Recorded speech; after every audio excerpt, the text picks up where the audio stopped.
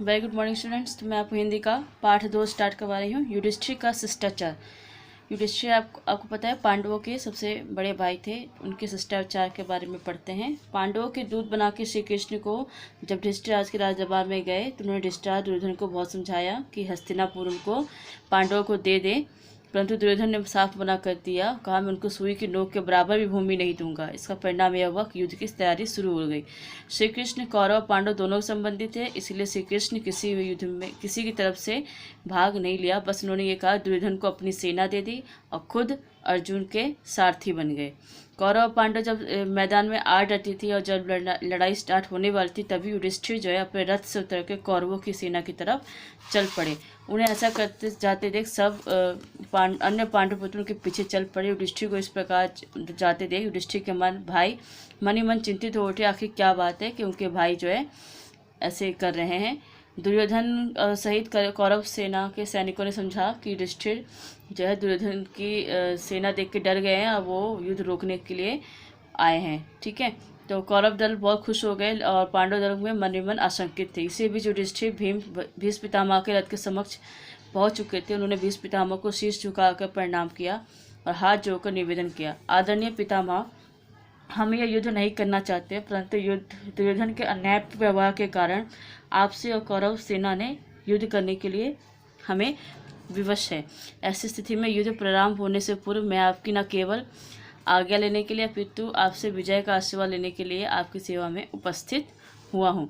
भीष्म पितामह युधिष्ठिर के विनम्रतापूर्ण शिष्टाचार को देखकर बहुत खुश हो गए और बोले, धर्मराज युधिष्ठिर, मैं तुम्हारी संकट घड़ी में भी बड़ों के प्रति अपने कर्तव्य और शिष्टाचार नहीं भूले। मैं तुमसे प्रसन्न हूँ। और उन्होंने उसको विजयश्री होने का आशीर्वाद दिया और युद्ध करने की अनुमति दी। इसी तरह युधिष्ठिर जो है भीष्म पितामह के बाद आचार्य द्रोणाचार्य के पास गए, उनसे भी युद्ध करने की अनुमति मांगी और आशीर्वाद मांगा कि उन पर जीते कैसे। तो आचार्य द्रोण ने कहा कि मुझे युद्ध में पराजित करना संभव नहीं है, लेकिन मेरी कमजोरी यह है कि अगर युद्ध में मेरे विश्वसनीय व्यक्ति को आघात हो गया तो मैं अपने अस्त्र शस्त्र छोड़ दूंगा और उस वक्त मैं कमज़ोर हो जाऊंगा और जो मुझे उस वक्त कोई भी मेरा वध कर सकेगा। हे युधिष्ठिर, मैं तुम्हारे इस आचरण से प्रसन्न हूँ और तुम्हें युद्ध की अनुमति देता हूँ। भीष्म पितामह और आचार्य द्रोण युद्ध की अनुमति अवसर करके सभी के पास जाते हैं और कृपाचार्य के पास, अपने मामा के पास, और इस तरह सबका आशीर्वाद लेते हुए शिष्टाचार का निर्वाह करते हुए वापस आ जाते हैं। ठीक है, तो आप कॉपी में पाठ 2 डाल के पाठ का नाम और राइटर का नाम डाल के करोगे। फिर उसके बाद ये शब्दार्थ। ठीक है स्टूडेंट्स, ब्लैक पेन और ब्लू पेन ध्यान रखना। शब्दार्थ कॉपी में करोगे। उसके बाद ये मौखिक प्रश्न इसे नहीं करना, बाकी क्वेश्चन आंसर टिक लगा लो। पहला देखो, श्री कृष्ण ने कौरव पांडव की ओर से युद्ध न लड़ने का निश्चय क्यों किया? क्योंकि दोनों के संबंधी थे, दोनों के रिश्ते में आते थे, इसीलिए नहीं किया। यहाँ से यहाँ तक फर्स्ट आंसर है, यहाँ से लेकर यहाँ तक। ठीक है, सेकंड देखिए, श्री कृष्ण ने अपनी सेना किसे दे दी? श्री कृष्ण ने अपनी सेना दुर्योधन को दे दी। दुर्योधन को दी। श्री कृष्ण ने युद्ध में स्वयं कौन सा कार्य करना स्वीकार किया? तीसरा, यहाँ से युद्ध में अर्जुन के से सारथी बनने के लिए सहमत हो गए। यहाँ से यहाँ तक थर्ड आंसर। उसके बाद अब फोर्थ, युद्ध प्रारंभ होने से पूर्व युधिष्ठिर ने क्या किया? गिरा। पांडव शेष युधिष्ठिर अपने रथ से उतरकर कौरव की सेना की ओर चल पड़े। यहाँ से यहाँ तक फोर्थ का आंसर। उसके बाद है भीष्म पितामह द्रोणाचार्य आदि समझ जाने से युधिष्ठिर को क्या लाभ हुआ?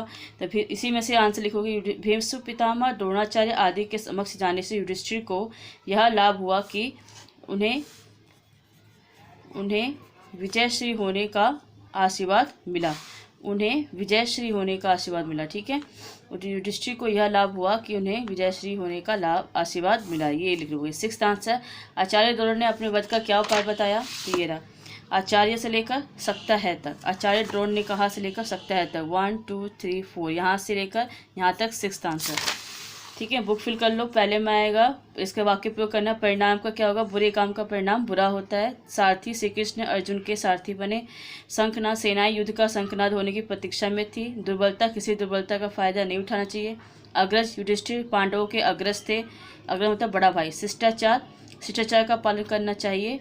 और निर्वाह, वह लकड़ियाँ बेचकर निर्वाह करता था।